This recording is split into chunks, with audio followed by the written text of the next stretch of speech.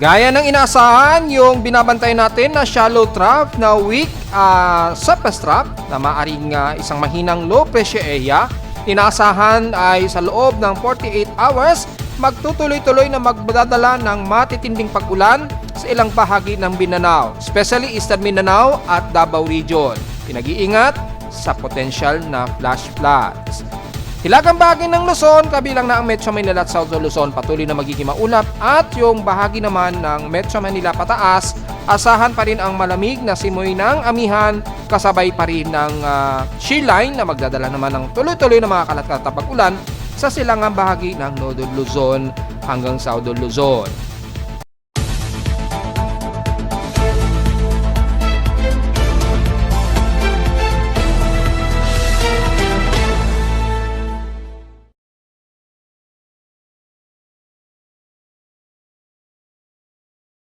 Hello, good morning mga folks. Welcome po muli sa ating Daily Weather Bulletin at Analysis para sa araw ng Huwebes, December 18, 2025. Ang oras sa ating Boss Mike may maga ay alas 11:02 na ng umaga.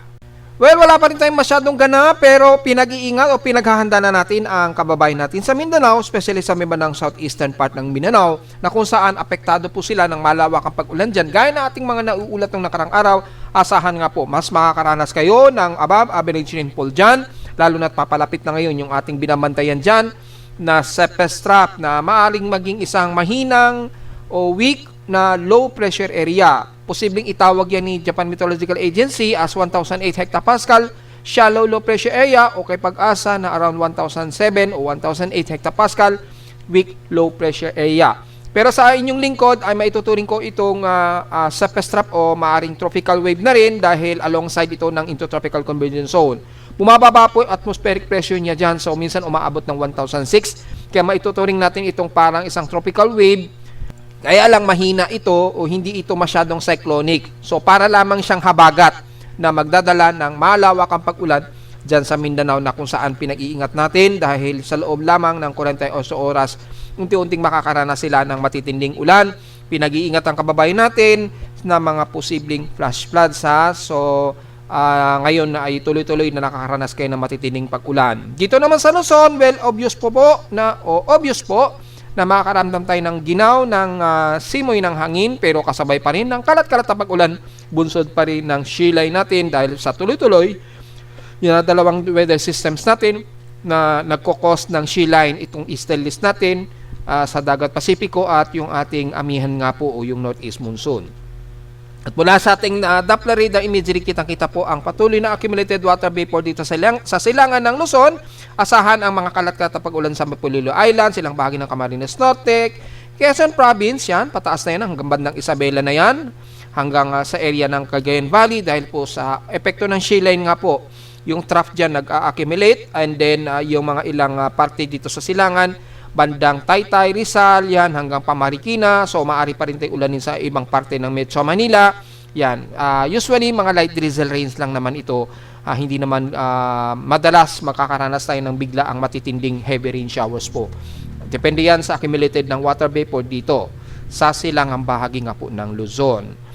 Sa ating lightning strike, so far, konti lang ang ating epektibong lightning detection. So, kung titingnan natin sa real-time lightning strikes, at least within 2 hours, yan, within 2 hours po ito, at least nasa 41 lightning strikes po tayo.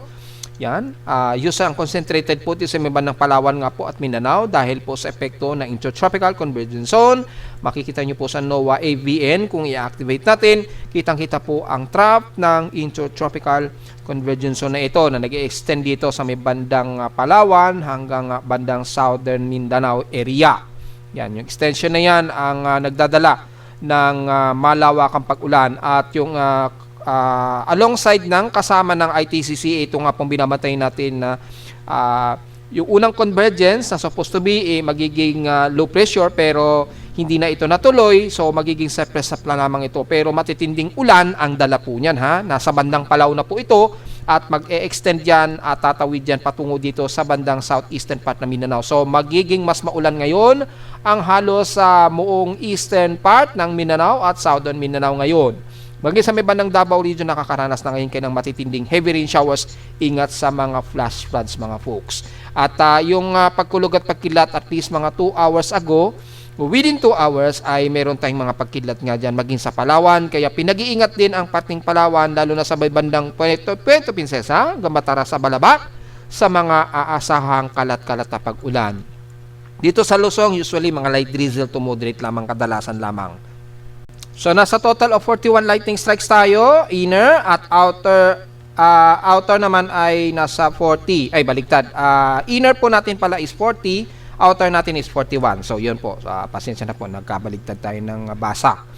So sa atin namang monitoring, ang pinakamalapit sa amin sa Caloocan, 242 kilometers. So malayo masyado sa Caloocan. Ibig sabihin lamang ay wala kaming naging malapit na lightning strikes dito sa bandang Caloocan. So ibig sabihin wala tayong nadedetect so far na mga lightning strikes dyan sa paligid po ng Mega Manila o NCR man lang.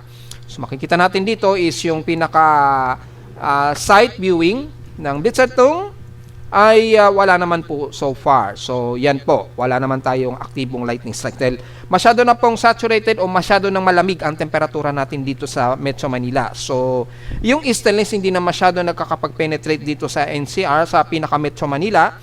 Kaya siguro hindi masyado nakakapag-accumulate ng lightning strike. Siguro dito na lamang sa may bandang silangan ng Luzon, sa may baybay na kung saan na may mga pag-ulan tayong nakikita. Base na rin sa Doppler radar satellite imagery dito sa ating dashboard. Sa ating current conditions, overcast, gloomy haze at mostly cloudy pa rin tayo as usual gaya ng mga nakarang araw. So wala tayong magiging komento, pareho lang sa magiging analysis natin kahapon at ng mga nakarang araw. Ganon din sa ating magiging paligid. Hazy pa rin tayo, gloomy, yan, mostly cloudy talaga ang asahan natin yan. Tuloy-tuloy na yan hanggang sa susunod na taon na yan dito sa atin sa Metro Manila. Taon-taon naman talaga ay lagi talagang ganyan ang ating nagiging klima na. Sa lowest temperature na itala na weather station kaninang 4:53 AM ng madaling araw, nakapagtala kami ng lowest of 24.5 degrees Celsius. So, mas tumaas ito ng konti. Hindi kagaya kahapon. Kahapon ay umabot talaga sa 22.6 degrees Celsius yung pinaka-lowest temperature na naitala. Ngayong araw, medyo mataas ng konti at umabot sa 24 degrees Celsius po ang pinakamababang temperatura ngayon. Eksakto, 24.5 degrees Celsius actually. So, bahagya siyang mataas ng konti, hindi kagaya kahapon talaga, grabe. 22.6 degrees Celsius yung isang araw yung naitala na lowest na nai-record ng aking weather station mismo sa Caloocan City, dito sa Grace Park ng pinakamababang temperatura na yan. Sa kahapon naman, sa pinakamataas na air temperature, medyo naging maalinsangan kami ng bahagya. Although, nasa 31 degrees Celsius po ito. So, bahagyang tumaas po yung aming outside temperature kahapon ito ng umaga at 11:54 AM. So, medyo hindi masyado naging malamig yung aming kahapon dito sa Caloocan. Medyo uminit ng konti.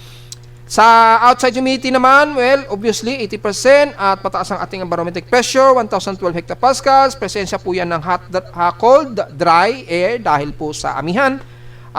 Pagka cold, dry breeze po tayo dahil po sa amihan talagang tumataas po yung ating atmospheric pressure. So, during dry season at during winter season sa atin or amihan season, dahil wala naman tayong winter, ay tumataas po talaga madalas yung ating atmospheric pressure kasi bumibigat, masyadong tumataas yung bigat ng ating himpapawid kapag masyadong dry ang himpapawid dahil po sa dalawang weather system na ito. Kapag hot dry season naman, masyado namang maalinsangan. Sa sobrang alinsangan, masyadong dry and tuyo din ang himpapawid dahil yung init bumababa sa mas mababang elevation at kapag taglamig naman ay ang mas bumababa naman, ang mas lumalakas naman ang pataas yung lamig, yung cold, yung init naman nasa bandang itaas naman. So bumibigat din muli ang ating atmospheric pressure. Pareho lang yan kapag kaganyan yung ating klima. So normal yan. At sa ating sea level, low tide pa rin po tayo mga folks, pero wag masyadong magpapalaot magsosolo, lalo na yung maliliit nating mga isda dahil lalo na sa extreme Northern Luzon, lalo na sa kung saan nandyan ang Easterlies, at sa may Mindanao naman dyan sa may bandang southeast section o silangang bahagi ng Mindanao, asahan ang medyo maalon tayo, delikado pong pumalaot yung mga maliliit nating mangingisda, kung maaari mga medium size na mga bangka ang gamitin po natin. Kung wala naman tayong medium size at kailangan talaga natin pumalaot, magsama po tayo ng mga mararaming mga kasamahan para maalalayan tayo dahil talagang mabugso ang alon dyan sa extreme Northern Zone. Papalo pa rin at least mga 1.25 meters yung taas ng alon. So medyo malikot yung dagat until now hanggat malakas po yung ating mga easterly and monsonal trade winds natin sa hilaga at sa silangang bahagi ng bansa. Hindi lang masyado sa may bandang kanluran. Although yung daloy ng southwest ng northeast monsoon po umaabot yan sa may bandang West Philippine Sea. So at least hindi naman sobrang lakas, maliban na lamang sa may bandang La Union po o Zambales pataas. So malinaw yan mga folks. So mananating manageable yung aming heat index sa Caloocan at nasa 38.9 degrees Celsius kahapon, hindi ko nabanggit kanina. Habang binabasa natin yung ating lowest and highest air temperature kahapon, pero manatiling comfortable at mababa naman ang heat index sa amin sa Caloocan, so hindi pa natin makakapag-forecast niyan. Madalas hindi natin makakapag-forecast ng Delmatic, mababa ang ating heat index sa iba't ibang bahagi ng bansa. At sa PH extreme naman, in past 24 hours, nangungunang San Jose, Occidental Mindoro na may pinaka-highest na 34.5 degrees Celsius na medyo maalinsangan dyan. Sa lowest sa Baguio ay 16 degrees Celsius po ang pinakamababa. So napakaginaw na talaga dyan, lalo na sa Atok Benguet. Malamang marami na tayong bakasyonista dyan dahil maaga na atang nagtapos yung, hindi nagtapos, nagbakasyon ang ating mga estudyante. Maliban na lamang sa ibang mga university siguro. Siguro mga 22 hanggang 22. May narinig kasi ako hanggang December 22 pa sila. Yan, mga hanggang December 22 o 21. I'm not sure, correct me if I'm wrong na lamang. Pero yung mga ibang mga public schools kasi na mula kahapon na nakikita ko na nagki-Christmas party na kasi sila, yung mga eskwelahan, yung mga public schools dito sa amin sa area.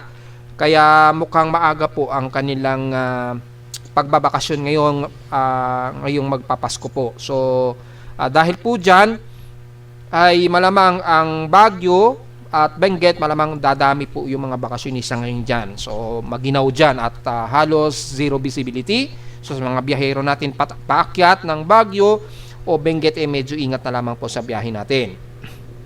Sa Inulan naman ng Katarman, Northern Samar, nakaranas sila ng 26 mm. So medyo tama lang. Sa amin sa Caloocan ay 1.2 mm ang total rainfall na naitala sa amin. So mga light drizzle rain lang kadalasan nito. Nakaka 55.5 mm total rainfall na po kami for the month of December 2025. So yun po, nakalimutan natin ibanggit yan kanina. So mula sa high tide, diretso tayo sa ating almanac, ay sumikat ang haring araw kaninang 6:15 AM at lulubog po ito mamayang 5:30 mamayang hapon. Pero ating moonrise and moonset, dahil new moon na po tayo, hindi na natin muna i-report yan. Pero makikita naman natin dito is palubog pa lamang ang ating buwan, yung moon, pa-moonset pa lamang siya. Pero hindi na natin halos matanaw yan dahil halos new moon na talaga siya. Sa ating local weather outlook para ngayong Huwebes at Biyernes ay magiging partly cloudy pa rin, halos kapareho kahapon. Ganon din bukas ng Biyernes. Magiging maulap tayo, then may mga chance pa rin ng pag-ulan. 100% daw ngayong araw, pero malamang light drizzle rain na naman ito, random o isolated. At bukas ng Biyernes ay ganon din. Pero mababa ang forecast daw, 29 to 30% chance. Ngayon, tumaas siya ng 100%. Malamang hindi yan dito sa amin sa Caloocan. Siguro, mostly dyan sa amin sa bandang silangan o eastern sections ng Metro Manila, mula Quezon City, Taytay, yan, Rizal, Marikina, hanggang Antipolo na yan, hanggang papunta na yan sa may bandang Laguna or Quezon Province na. Yan. Dyan, mga area na yan, medyo mataas ang buhos ng ulan dyan. Tumataas po yung buhos dahil nandyan po yung pinaka-boundary ng shear line na umi-extend ng Central Luzon. So, malinaw po yan mga folks. Highest and lowest pressure expected maglalaro 28 to 30 degrees Celsius and lowest temperature expected 25 to 26 degrees Celsius. So diretso agad sa ating ginagamit na satellite imagery, halos wala tayong ganap, pareho lang halos kahapon sa forecast natin. Ito po yung shear line sa Northern Luzon, sa Northeastern Luzon. asahan natin na magkakaroon pa rin tayo ng mga kalat-kalat na pag-ulan dyan. Pero tuloy-tuloy din ang ginaw ng simoy ng hangin dahil po sa amihan. Hanggang Southern Luzon na po yan, magkakaroon ng kalat-kalat na pag-ulan, lalo na sa may bandang Laguna nga po, Quezon Province, hanggang Bicol Region na po. Nakakaranas kayo ng mga ilang kalat-kalat na pag-ulan ang parte nga po ng Iriga, Legazpi at Sorsogon at Catanduanes. Siguro hindi naman tumatagal yan dahil depende sa accumulated ng moisture dyan sa paligid and the rest ng Masbate, Romblon at Marinduque. Sa Mimaropa, gaya ng ating sinasabi, ang parte ng Palawan sa Puerto Princesa hanggang Mataras sa Balabac, ayan, medyo moderate to some heavy rain showers po tayo dyan. Ingat na naman po sa mga potential na pagbaha at wag naman sana magkaroon ng mga biglaang malakasang flash floods. Kung titingnan natin heavy rain potential, clusterized po ang heavy rain potential mula Puerto Princesa hanggang Mataras sa Balabac. Ingat na lamang po mga folks. Hanggang dyan sa may bandang Mindoro o Occidental o Oriental Mindoro man yan, very gloomy at maulap tayo, hindi naman masyado mataas ang mga pag-ulan, malamang light drizzle to sa moderate rain showers lamang, all the way hanggang dyan nga po sa may bandang Romblon, na clusterized din ang ilang heavy rain showers. Sa Visayas, ang eastern sections ng Samar region, medyo may mga kalat-katay na pag-ulan dyan, hanggang Leyte and the rest ng central at west portions ng Visayas. Kagaya rin kahapon ay mga kalat-kalat din pang mga pag-ulan natin na mahihina at katamtaman lang ang kadalasan na magiging buhos ng ulan. Dahil sa umaabot po yung extension ng intertropical convergence zone dyan, ayan, ito po yung embedded. At mula sa bandang Palawan nga po, nag-extend po yung ITCC dyan sa bandang Central Mindanao hanggang eastern section at sa southeastern part ng Mindanao. So, apektado ng mga malawakang pag-ulan ngayon ang Surigao Region, Caraga, yan, pababa na yan ng Davao de Oro, Compostela Valley, kasama na ang most of Davao Region mula Davao del Norte hanggang Davao del Sur na yan. Ang Sorsogon area at BAM, makakaransing kayo ng mga moderate to some heavy rain showers. Ingat po sa mga potential na pagbaha, lalo na sa General Santos, ilang bahagi ng Davao del Sur sa dyan sa may bandang Barsain, at rest ng Sorsogon area, kabilang ng South Cotabato, Sultan Kudarat, Maguindanao del Sur, pataas na yun hanggang North Cotabato. Yan. At and the rest ng Maguindanao del Norte at ilang parte ng Lanao Region. Magiging maulap din ang Zamboanga Peninsula at asahan din ng kalat-kalat pag-ulan dahil sa extension nga po ng ITCC sa maghapon mga folks. Yan. Medyo very gloomy tayo dyan at maulan talaga. Lalo na dito nga po sa southeastern at eastern sections ng Mindanao na nakakaranas ngayon ng mga moderate to heavy rain showers. Ingat na lamang po mga folks sa mga kababayan natin sa bandang Davao Region. At sa loob nga po ng 48 oras, lalapit na po ito yung binamatay natin na dapat sana mataas na convergence pero naging maalat tropical wave na lamang ito na mahinang shallow na low pressure area na lamang ito. Nalalapit dito sa may bandang Mindanao nga po o most of east o southeast sections ng Mindanao. So, makakaranas kayo ng mga matitinding pag-ulan within 48 hours. So, mag-iingat po at paghandaan po natin ito mga folks. Then, magdadala ito ng matitinding mga pagbabaha just in case. Paghandaan po natin yung mga potential na babahain at mga wag naman sana magkaroon ng pagguho ng lupa. Lalo na dyan sa dadaanan nga po ng most of east sections. So, damay-damay maging ang city of Davao City, yan, hanggang Bukidnon na po yan, mag-extend and the rest ng Caraga area within 48-hour period po. Paghandaan po natin yan, yan. Sa inyo po ngayon ang concentrated ng malawakang pag-ulan. So, generally, ang Northern Luzon, pababa ng Visayas, at least mga light to moderate, mga minsanang light heavy rain lang tayo or heavy rain showers, lalo na sa may bandang southeastern Luzon at eastern Visayas. Pero mula Metro Manila at most of western sections ng Northern Luzon, at least mauulap lang kadalasan natin at yung lamig dala po ng amihan. At since wala naman tayo binabantayan na anumang bagyo o anumang low pressure area, usually ITCC lamang ang magiging problema lamang natin sa katimugan ng bansa na magdadala ng malawakang pag-ulan. Wala naman tayong nakikita na anumang tropical wave o aktibong low pressure area o kahit man lang invest.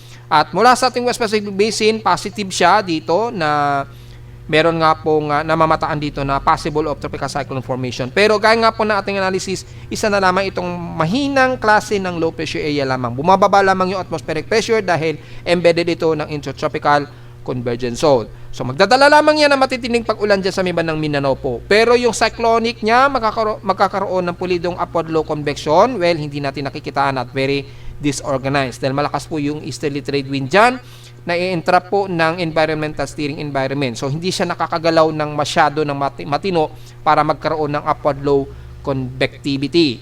O kung ile-layman term natin, yung pag pinaiikot mo yung trompo, hindi siya agad nakakaikot ng diretso, natutumba ka agad.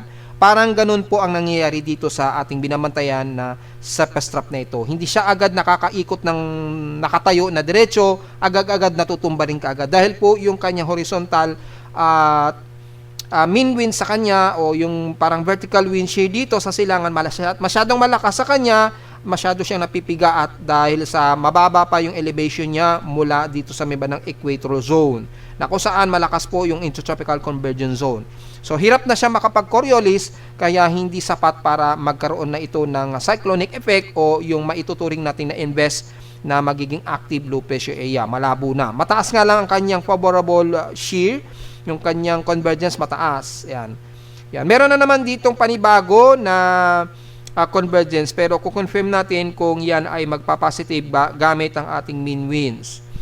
So double check natin ang convergence. Ito nga po ay makikita natin medyo may convergence pero disorganized. Pero dito halos wala naman tayong nakikitaan. So mga ilang predicted lamang na monitoring ang nakikita pero mababa ang chance nito na magkaroon ng Coriolis circulation. So walang masyadong Coriolis so malabo na magkaroon tayo ng panibagong invest monitoring. So malinaw yan. At mula sa pinaka 925 hectopascal wind speed and direction, makikita natin dito ay malakas po yung ating daloy ng amihan. So tuloy-tuloy po ang shear line na yan hanggang sa bago magdispiras ng Pasko. Probably baka hanggang tuloy-tuloy na yan sa araw ng Pasko. Tuloy-tuloy tayong magkakaroon ng mga shear line dito dahil sa lakas ng ating northeast monsoon. At yung alongside ng intertropical convergence zone naman ay gaya na ating sinasabi, mukhang hanggang sa araw ng Pasko magiging maulan po ang parte ng Mindanao area. Yun. So at least may idea na po kayo para kung sakaling may pupuntahan kayo sa mga kamag-anak ninyo sa araw ng Pasko, magdala po tayo ng mga payong po at expected po ang mga malawakang pag-ulan o kalat-kalat na mga malawakang pag-ulan sa parte ng Mindanao. Mula naman sa ating mean sea level pressure, makita natin bumababa po yung atmospheric pressure dito sa may bandang southeast of Mindanao. Kaya nga po mayroong surface trap dito na nakikitaan. Bumababa yung atmospheric pressure to 1,006 hectopascals. Kaya maaaring tawagin nga po yan na shallow o weak shallow low pressure area lamang na magdadala ng malawakang pag-ulan sa may bandang Mindanao. So yun lamang po at mataas po yung region 5 pressure area sa hilagang parte ng Luzon. So kasabay po ng pagtaas ng high pressure area, kasabay din ng tuyo at malamig na simoy ng hangin dala mga po ng amihan at ramdam natin ngayon yan sa Metro Manila. Sa tropical cyclone strike probability makita natin ay yan at least hanggang 30% apektado po ang buong Mindanao at ilang parte pa rin daw ng Visayas, magiging maulan diyan. So posible pong mag-expand yung extension ng ITCC. Well, very ready na lamang po dahil asahan po na magiging kalat-kalat po ang pag-ulan dyan sa atin. Hindi masyado dito sa may bandang North Luzon kasama ang Metro Manila. Yan, may panibagong at least mga 20% na may bagong tropical cyclone strike probability. Pero gaya nating sinasabi, halos kapareho lang din sa ngayon nitong binabantay natin na surface trap alongside ng ITCC, magdadala lamang ng tuloy-tuloy na mga pag-ulan sa ilang bahagi ng Mindanao. Hanggang siguro sa huling linggo na po yan ng December bago magbagong taon. So magiging madalas ang pag-ulan ninyo talaga dyan sa may bandang Mindanao. Hindi naman tayo nagkamali ng analysis dahil maging sa global tropics hazard, naglalaro po sa mga at least 50%, possibly of above average rainfall nga po, especially sa may bandang Mindanao. So wala tayong masyadong ganap maging sa mga tropical cyclone monitoring, wala po tayong ini-expect na mayroong bagong sama ng panahon o aktibong low pressure area tayong babantayan. So mukhang tuloy-tuloy na yan. At gaya nga po na sinasabi natin, sana hanggang kay Wilma na lamang ang bagyo na mabuo sa atin bago matapos ang taong 2025. Sa ulat nindol naman, wala naman tayong masyadong ganap at wala tayong nadedetect na medyo may kalakasan ng mga pagyayinig base sa aking seismograph o seismometer sa Caloocan. Malinis naman po yung ating seismograph. Yan. Wala naman masyadong malakas na pulse. Kagabi nga lang, kahapon medyo merong mahina pero mga at least mga magnitude 3.8 siguro yan. Malapit dito sa Metro Manila. Malamang bandang Batangas na naman siguro yan. At mula sa data feed ni PBox ay mula kaninang madaling araw ay kokonti pa lamang, halos 12 pa lamang yung registered dito o bagong mga pumasok na mga earthquakes ngayong araw. Wala namang magnitude 4 plus o 4.0 plus na naitala. So, kukonti pa lamang yung nadadagdagan ng mga paghinig between magnitude 1.0 pataas. Yan, ito po yung recorded. So, yun po at wala naman masyado, wala tayong magiging masyadong komento rito sa ating analysis. Pero sa outside naman ng bansa o sa labas ng ating bansa, using real-time world seismic monitoring natin, ay merong at least isang magnitude 5.2 sa may Vanuatu. Malayo naman yan, pero alos Southern Hemisphere naman siya. So, sa loob ng ating Pacific Ring, ang aktibo lamang ng mga paghihinig ay dito sa may bandang malapit sa Hokkaido o Honshu, Japan at Kuril Islands. Yan. So, yan lamang ang medyo may mga aktibong paghihinig. Dito sa Pilipinas, so far, wala naman mag-aano, kaya lalo tayong maging alisto at mag-iingat mga folks dahil tuloy-tuloy pa rin ang mga aftershocks yan malamang sa may bandang Cebu at east sections ng Mindanao. So, diretso agad tayo sa ating historical earthquake data kung ilan na po yung total earthquake natin for the month of December. So, tingnan natin for the month of December 2025. Between starting magnitude 2.0 pataas yan, hindi kasama ang magnitude 1.0 ha, para maliwanag. At makikita po natin dito is ang total earthquake natin ay 535 earthquakes na po. 514 dito sa magnitude 2.0 pataas, 21 sa magnitude 4 at so far wala tayong naitalang kahit isang magnitude 5.0 onward. So sana tuloy-tuloy na yan. At aggressive pa rin ang mga paghihinig sa may bandang Bogo, Cebu. Kung titingnan natin yung cluster earthquake, nasa 82 na po ang total earthquakes dyan sa Bogo, Cebu. Sa may bandang Surigao naman, Del Norte, around 27, 31 naman sa Surigao del Sur. At sa may malapit sa Manay, Davao Oriental ay 32 at 10. So lumalabas 42 ang total earthquakes dyan sa paligid malapit sa Manay, Davao Oriental po. So tuloy-tuloy pa rin ang mga aftershocks dyan. Kaya lalo tayong mag-iingat mga folks, lalo na sa east section sa Mindanao na kung saan ay masyadong magalaw ang ating east Philippine plate. Ito po yung fault line natin. Ayan. Yan, ito po yung fault line. Napaka-aktibo po ng pinaka-main fault line na ito dito. So, yun po. Dapat maging alista pa rin tayo anytime po. Sa Luzon naman, around Calatagan, Batangas, paligid po ng Batangas, around 32 ang total earthquake cluster dyan. Sa Northern Luzon naman, sa may bandang Ilocos Norte, at least mga 26 po ang total earthquake. Kasama na ang boundary ng Ilocos Sur po. Ayan, base na rin dyan sa binilog na yan ng cluster circle areas na yan. Yan, mga 26 earthquake po. So, mukhang mayanig po ang parting Bangged o yung fault line dyan sa may bandang Bangged. Kaya, maging alisto pa tayo anytime po. Kasi, hindi natin masabi na baka biglang mambulaga na naman kung kailang huling linggo na ng month. So, yun lamang po ang ating analysis at wala tayong masyadong komento dahil tuloy-tuloy lamang nadadagdagan yung ating annual earthquake frequency by magnitude 21,142 na po ang total earthquake natin all in all ngayong taong 2025. Kasama na ang magnitude 1.0 pataas niyan ha. Kung alisin kasi natin yan, ganyan na po ang dami niyan. Yan. Pero dahil kasama ang magnitude 1.0 dyan, ay makikita natin ay napakadami ang bilang ng magnitude 1.0, mahigit 6,000 po o 6,500 mahigit ang total earthquake. Magnitude 1.0 pa lamang po yan. Sa magnitude 2 naman, mas marami, nasa 10,986. So, napakarami ang mga magnitude 2.0 na mga pagyayinig. So, malamang kasama na dyan yung man-made or siguro mga vehicle movements na nadedetect ng mga short period seismometers. Yun. So, pinakamarami talaga sa nakalipas na 7 taon. Yan.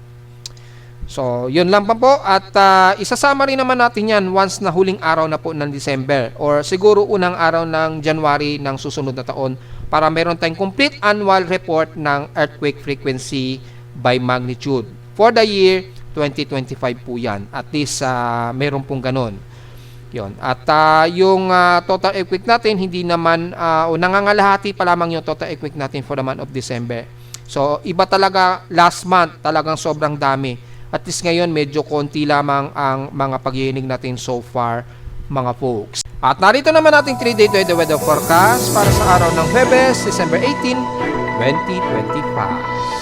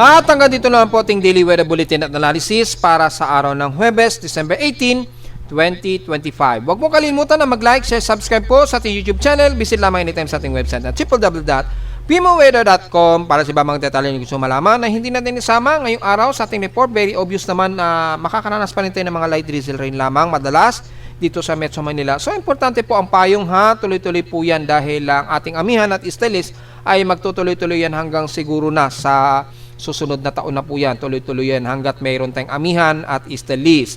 At visit lamang sa ating website sa gusto malaman pa rin pinaka-dynamic events mula sa reading ng ating aparato sa Caloocan. Sa gusto malaman pa rin kung gaano kalababa ang temperatura, well, makikita yan sa ating real-time monitoring ng aking weather station sa Caloocan. At visit lamang din sa ating webpage para sa gusto malaman pinaka-dynamic events gaya ng aking weather station sa Caloocan at sa data feeds mula sa iba't ibang weather agencies. Maraming salamat po mga folks at magandang araw po sa ating lahat.